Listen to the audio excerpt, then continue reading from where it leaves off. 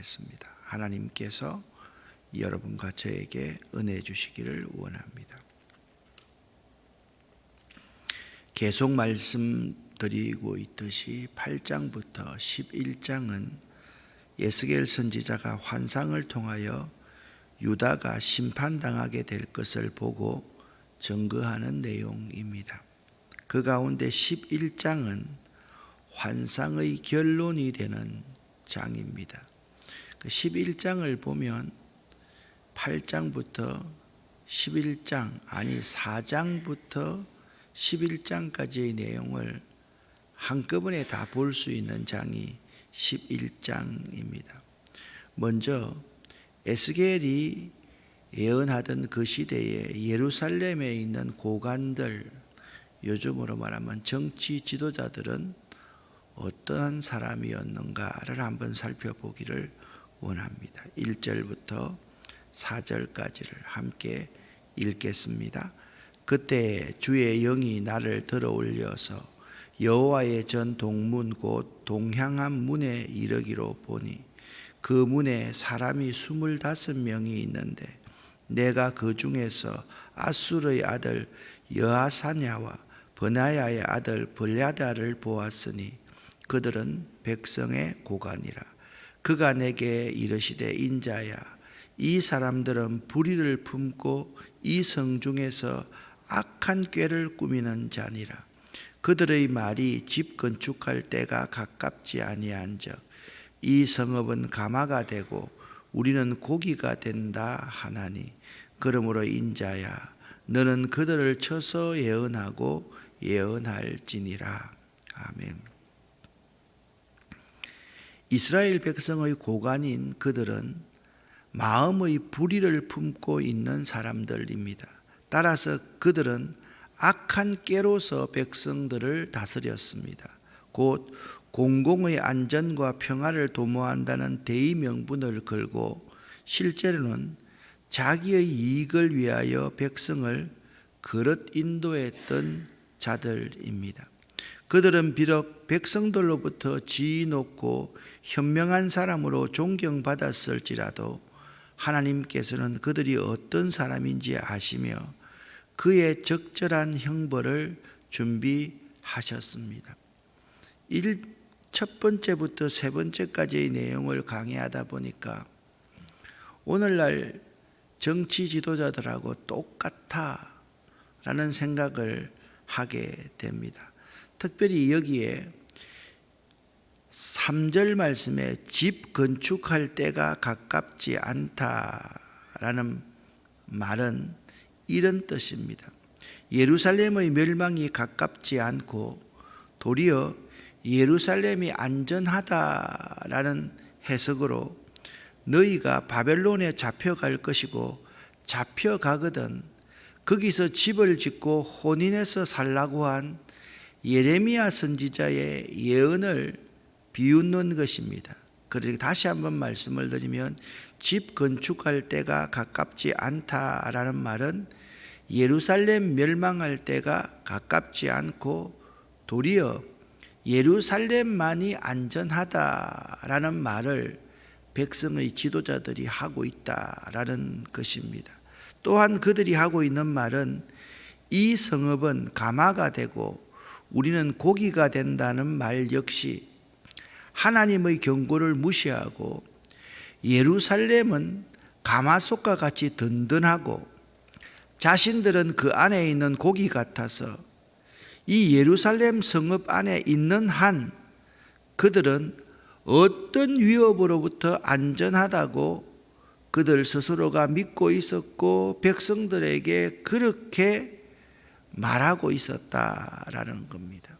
그런데 그들 곁에는 누가 있었느냐 하면 오늘 성경에는 나와 있지 않지만 전체를 읽어보면 거짓 예언자들을 그들은 곁에 두고 하나님의 말씀보다 그들의 말을 더 믿고 받아들인 사람들이 예루살렘의 고관들이었습니다. 그러니 그 고관들은 멸망을 당할 수밖에 없는 사람들이지요. 이 방백들의 모습에서 우리들은 다음과 같은 몇 가지 질문을 스스로에게 던져볼 수 있어야만 합니다. 여러분은 하나님의 말씀을 진지하고 심각하게 받아들입니까? 아니면 하나님의 말씀을 비웃거나 무시해 버립니까? 비웃지는 않는다 할지라도 하나님 말씀을 무시하고 살지는 않은지 한번 생각해 보시기를 바랍니다. 여러분의 생활은 그 하나님의 말씀에 자신을 맞추어 나가는 생활입니까? 아니면 혹시나 하나님의 말씀을 아예 무시하고 아무 상관없이 살거나 또는 자신의 생각에 말씀을 꿰어 맞추면서 적당히 살고 있지는 않습니까? 우리는 이들 백성들의 고관의 모습 가운데서 그런 모습을 발견하고 이러한 백성의 고관들의 모습이 여러분과 저의 모습일 수 있다라는 점을 생각할 수 있어야만 합니다. 그 백성의 고관들을 지적한 하나님께서는 에스겔에게 이렇게 심판에 대한 환상을 구체적으로 보여주십니다. 5절부터 12절까지의 말씀을 함께 읽어보겠습니다. 여호와의 영이 내게 임하여 이르시되 너는 말하기를 여호와의 말씀에 이스라엘 족속아 너희가 이렇게 말하였도다. 너희 마음에서 일어나는 것을 내가 다 아노라. 너희가 이 성읍에서 많이 죽여 그 거리를 시체로 채웠도다. 그러므로 주 여호와께서 이같이 말씀하셨느니라. 이 성읍 중에서 너희가 죽인 시체는 그 고기요 이 성읍은 그 가마인데 너희는 그 가운데에서 끌려 나오리라. 나 주 여호와가 말하노라. 너희가 칼을 두려워하니 내가 칼로 너희에게 이르게 하고 너희를 그 성읍 가운데에서 끌어내어 타국인의 손에 넘겨 너희에게 벌을 내리니 너희가 칼에 엎드려질 것이라. 내가 이스라엘 변경에서 너희를 심판하리니 너희는 내가 여호와인 줄을 알리라. 이 성읍은 너희 가마가 되지 아니하고 너희는 그 가운데 고기가 되지 아니할지니라. 내가 너희를 이스라엘 변경에서 심판하리니 너희는 내가 여호와인 줄을 알리라. 너희가 내 율례를 행하지 아니하며 규례를 지키지 아니하고 너희 사방에 있는 이방인의 규례대로 행하였느니라 하셨다 하라. 아멘. 자, 이 말씀을 읽어보면 제가 복선을 깔듯이 중요한 부분을 조금 더 두터운 글자체로 만들어 놓았습니다. 다시 한번 보시면 여호와의 영이 임하여 이르시되 주 여호와께서 이같이 말씀하셨느니라. 나 주 여호와가 말하노라. 하나님의 심판에 대한 예언의 말씀이다. 심판의 주체자가 하나님이시다. 심판을 당하고 난 이스라엘 백성들은 내가 여호와인 줄을 알리라 라고 그렇게 반복적으로 말씀하고 있습니다. 여러분, 이스라엘 고관들이 뭐라고 그랬습니까? 자, 이 예루살렘은 가마솥과 같아서 안전하다. 너희가 그 가마솥 안에만 있으면 안전할 것이다 라고 말을 하고 있는데 오늘 가마솥에서 너희가 끌려 나와서 너희가 살육을 당하게 될 것이다 라고 말씀하고 있습니다. 특별히 5절의 말씀을 일반적인 의역 성경으로 한번 제가 번역을 해보았습니다. 같이 한번 읽어보겠습니다. 여호와의 영이 내게 임하는 가운데 그의 음성이 들려왔다. 너는 이렇게 선포하여라. 나 여호와가 말한다. 이스라엘 사람들아, 너희가 그런 엉뚱한 생각을 품고 신이 나서 우쭐대는 것을 내가 모를 줄 아느냐? 아멘. 무슨 말씀입니까? 예루살렘은 망하지 않을 것이다. 너희는 안전할 것이다. 걱정하지 말아라.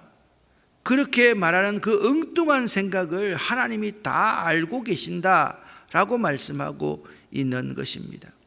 그 고관들의 이러한 생각과 거짓 가르침과 인도에 대한 하나님의 대답은 이렇습니다. 4절 말씀을 보니까 에스겔에게는 이들을 쳐서 예언하라고 하셨고, 그리고 하나님은 이렇게 말씀합니다. 너희의 마음과 말을 다 알고 있다. 내가 다 알고 있다. 너희들 속 생각까지 다 알고 있다. 무슨 말입니까? 오늘날로 해석하면 너희는 정치를 위해서 이 고관 자리에 앉아 있는 것이지, 나 여호와를 위해서, 백성을 위해서 이 고관 자리에 앉아 있는 것이 아니다. 그렇게 하나님께서 말씀하고 있고, 세 번째는 너희의 그러한 태도와 잘못된 다스림으로 인해서 많은 백성들이 죽음에 내던져진 것은 다 핏값을 너희가 받을 것이다. 너희의 책임이다 라고 말씀하고 있습니다. 또한 너희 성읍 가운데서 끌어내어서 예루살렘이 너희의 가마가 아니며 너희가 그 속의 고기가 아니라는 사실을 내가 입증하겠다라고 말씀하고 있는 것입니다. 자, 13절 말씀을 한 절 현대인의 성경에서 읽어보겠습니다. 내가 예언할 때에 버나야의 아들 벌야다가 죽었다. 그래서 나는 엎드려 큰 소리로 주 여호와여, 이스라엘에 남아있는 자를 전멸시키려고 하십니까? 하고 부르짖었다. 아멘. 여기 벌라데아라는 사람은 어떤 사람입니까? 1절 하반절에 벌야다를 이스라엘의 고관이었다, 그렇게 말씀하고 있는 것입니다. 그러니까 에스겔 선지자가 예언할 때에 그 앞에서 벌야다가 죽어버린 거예요. 이걸 통해서 우리가 알 수 있는 분명한 사실이 있습니다. 5절부터 12절의 심판에 대한 환상, 하나님의 말씀이 참되다는 사실이 입증된 것입니다. 에스겔이 예언할 때 벌야다가 죽은 사건은 백성의 지도자들에 대한 예언이 참되다는 점을 증명한 것입니다. 너희가 이 백성을 잘못 이끌었기 때문에 그 죄가 너희 머리 위로 돌아갈 것이다. 너 그 죄를 너희에게 묻겠다. 그 사실을요, 벌야다를 하나님께서 치심으로 말미암아 온 백성 앞에서, 에스겔 선지자 앞에서 보여주신 것입니다. 그런데 벌야다가 죽자 말자 에스겔이 부르짖습니다. 울부짖습니다. 우리는 이 에스겔이 울부짖는 것은 하나님의 백성을 사랑하는 선지자의 안타까운 심정을 잘 드러내주고 있습니다. 죄를 지었어도 그 죄 지은 사람들 한 사람 한 사람이 하나님의 자녀 맞지는 않습니까? 우리가 우리 자녀들이 잘못을 행하고 악한 길로 간다고 해서 그 자녀들이 해를 당하면 우리가 통곡하지 않겠습니까?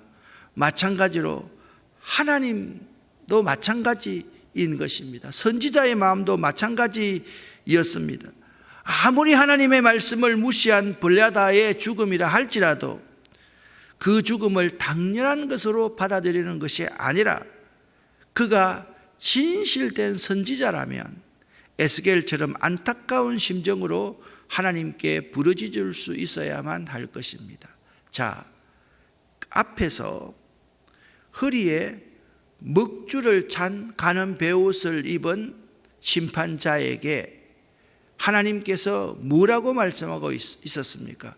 이 백성 가운데서 내가 사랑하는 신실한 자들의 이마에 표시를 하라, 그렇게 말씀했습니다. 그런데 그 이마에 표시를 받은 사람들의 특징이 뭐였습니까?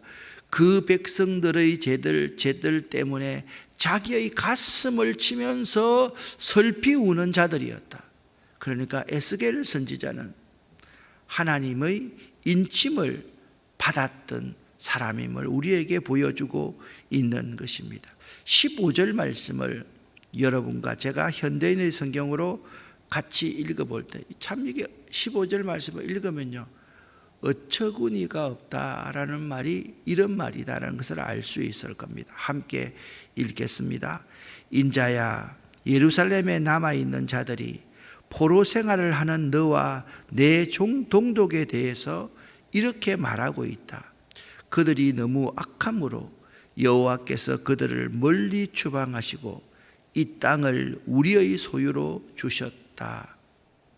아멘. 자, 지금 예루살렘에 남아있는 자들이 끌려간 사람보다 더 악한 자들입니다. 예루살렘에 남아있는 자들은 거짓 예언자를 옆에 두고 하는 말이 예루살렘은 가마솥과 같이 안전하다. 우리는 그 속에 있는 고기와 같아. 그런데 이 사람들이, 이 악한 사람들이 포로로 끌려간 남은 자들에게 하는 말이 뭐냐면, 너희가 악함으로 여호와께서 너희를 이 땅 예루살렘에서 추방해서 그곳에 포로로 끌려가게 하셨다. 그리고 이 땅을 우리의 소유로 주었다. 참, 정말 말이 안 되는 말 아닙니까? 이스라엘 백성들의 패악이요, 이 정도였다라는 것입니다. 항상요, 악한 자의 무리는 뭐냐면 나는 깨끗하고 다른 사람들만 악하다고 생각을 하는 거예요. 그게 인간의 죄성입니다. 지금 우리 민족을 가만히 보십시오. 우리 민족이 깨트려야 될 우상이 뭐냐면 정치 지도자들을 너무 믿는다는 거예요. 내가 살고 있는 지역의 원로들을 너무 믿는다는 거예요. 여러분, 그거요 얼마나 허구이고 보잘것없다는 사실을, 이런 사실을 통해서 우리가 알 수 있는 것입니다. 우리는 이들의 패역함을 15절 말씀 이걸 통해서 단적으로 볼 수가 있습니다. 이들에게는 하나님이 없습니다. 이들은 하나님의 말씀은 안중에도 없는 사람들이었습니다. 이들은 정말이지 강팍한 사람들임을 알 수가 있는 것입니다. 자, 지금 예루살렘에 남아있는 거짓 예언자들과 백성의 고관들과 그리고 예루살렘에 있는 백성들이 잡혀갔으니 잘 됐다. 이 땅 우리가 차지하고 있으니까 참 좋다. 저놈들 말이야, 죄를 지어가지고 하나님께 벌 받았다. 그래서 우리가 이 땅을 차지했다. 그렇게 말하고 있는 그들에 대해서 하나님께서는 이런 답변을 하신다라는 겁니다. 함께 읽어보겠습니다. 그러므로 너는 포로들에게 나 주 여호와가 하는 말을 전하여라. 내가 비록 너희를 멀리 이방 나라에 보내 흩어버렸으나 너희가 그곳에 있는 동안 내가 너희와 함께 하겠다. 아멘. 그리고 내가 너희를 흩었던 나라에서 모아들이고 이스라엘 땅을 다시 너희에게 주겠다. 아멘. 그들이 그리로 돌아오면 그 땅의 모든 더러운 우상들을 다 제거해야 할 것이다. 내가 그들에게 한 마음을 주고 그들에게 새로운 정신을 심어주며 그들에게서 돌처럼 굳은 마음을 제거하고 순종하는 부드러운 마음을 주어 그들이 내 법을 지키고 내 명령에 순종하도록 하겠다. 그러면 그들은 내 백성이 되고 나는 그들의 하나님이 될 것이다. 아멘. 그러나 그 더럽고 지긋지긋한 우상의 정신이 팔려있는 사람에게는 내가 그들이 행한 대로 갚아주겠다. 이것은 나 주 여호와의 말이다. 아멘. 하나님께서는요, 열방 여러 나라에 흩어진 자들을 다시 불러 그들을 내 백성이 되고 나는 그들의 하나님이 되도록 하겠다라고 말씀하셨습니다. 그것을 위해서 열방에서 하나님이 친히 그들의 성소가 되어 주시겠다라고 선언하셨으며 일치한 한 영을 그들에게 주어서 하나님의 법도를 순종하도록 하겠다라고 말씀하셨습니다. 에스겔 11장 19절 20절이 매우 중요한 말씀 아닙니까? 같이 한번 읽어보겠습니다. 내가 그들에게 한 마음을 주고 그들에게 새로운 정신을 심어주며 그들에게서 돌처럼 굳은 마음을 제거하고 순종하는 부드러운 마음을 주어 그들이 내 법을 지키고 내 명령에 순종하도록 하겠다. 그러면 그들은 내 백성이 되고 나는 그들의 하나님이 될 것이다. 아멘. 또한 이방인 가운데서 생활하는 동안은 모든 잘못을 청산하는 과정이 되도록 인도하겠다라고 하나님께서 말씀하셨습니다. 결국 하나님께서 그 이방 가운데 흩어져 있는 그 포로 생활을 통하여서 그들을 정결케 하여서 하나님의 합당한 자로 만들겠다는 하나님의 계획을 보여줍니다. 그러나 그 더럽고 지긋지긋한 우상에 정신이 팔려있는 사람에게는 내가 그들이 행한 대로 갚아주겠다. 이것은 나 주 여호와의 말이다.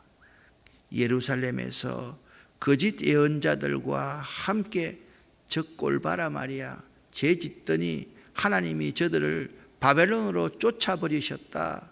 그래서 이 땅을 우리에게 주어가지고 우리가 지금 잘 살고 있다. 이 땅은 안전하다. 그들이 돌아오지 않아도 된다.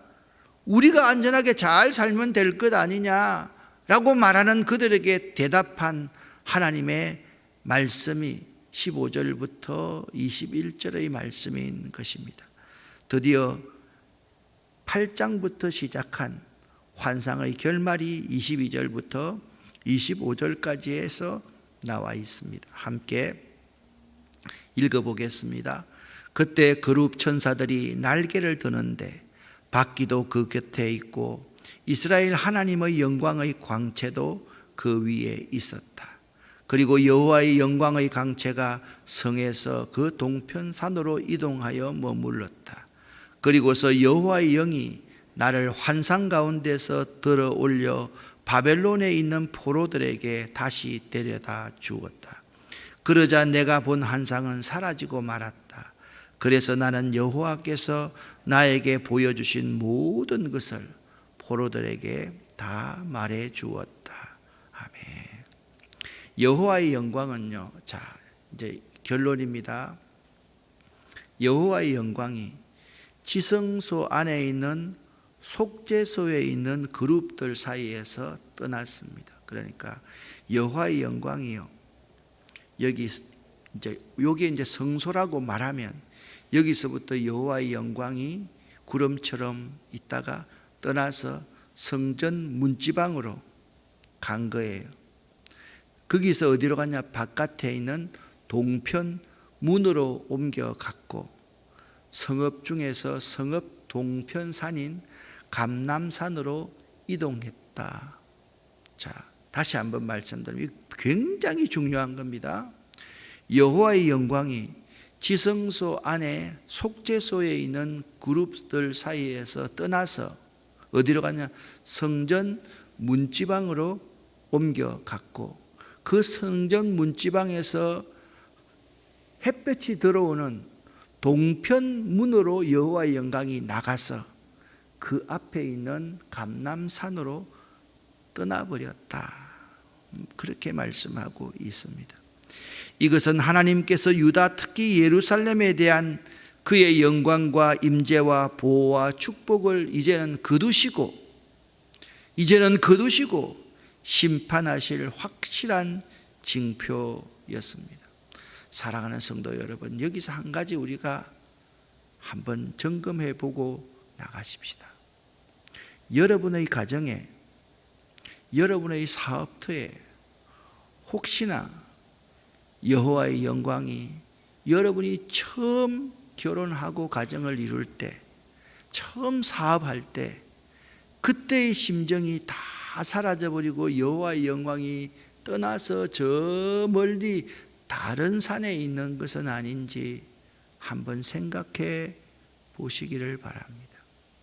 직장 생활을 하는 사람은 내가 있잖아요, 100만 원을 받으면 1000만 원 일을 해줘야만 하는데, 요즘 사람들은 100만 원 받아야 될 사람이 1000만 원을 받으려고 하고 자기 몫을만 찾으려고 하는 모습이 우리 그리스도인의 모습이라고 하면 정말 부끄러운 모습 아니겠습니까?